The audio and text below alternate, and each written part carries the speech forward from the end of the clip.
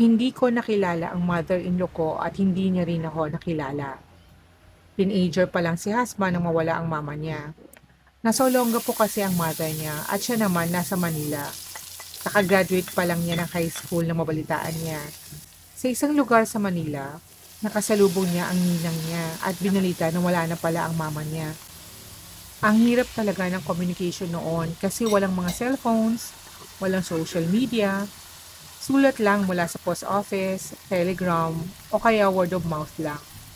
At dahil doon, hindi ko nakilala ang mga in-laws ko.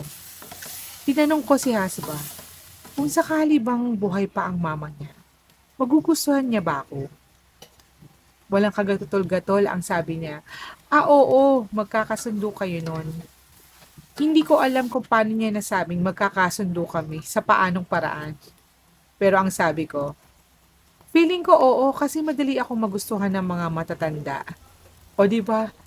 Conceited yan. Pero ayun nga, kung sakaling nandito pa siya, iba siguro ang buhay namin ngayon. Pero iisa lang ang sure ako, sisikapin kong magiging mabuti ang relasyon naming dalawa bilang mother-in-law and daughter-in-law.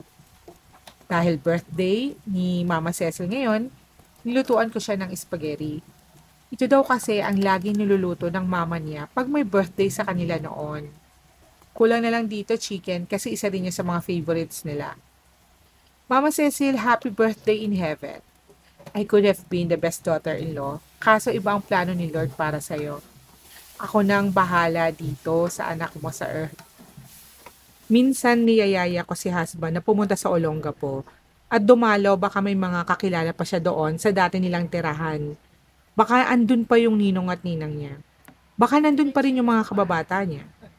Mga ganda rin kasing balikan ang nakaraan. Gusto ko rin kasi makita kung ano ang buhay niya noon. Parang ang daming kwentong makulay mula pagkabata niya.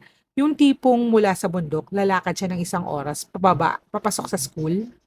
Yung may bawang siya sa bibig, habang pababa ng bundok, bilang proteksyon sa aswang o engkanto. Yung nagtitinda siya ng pandesal tuwing madaling araw. Yung puno ng bayabas na lagi niyang inaakyat para manguha ng mga bunga. Yung kababata niyang kasama niyang nagkakating classes para mag-swimming sa Subic. Ang dami niya sigurong kwento. Gusto ko yun malaman para pagtanda namin, babalikan namin lahat yon habang naghihintay ng dapit hapon.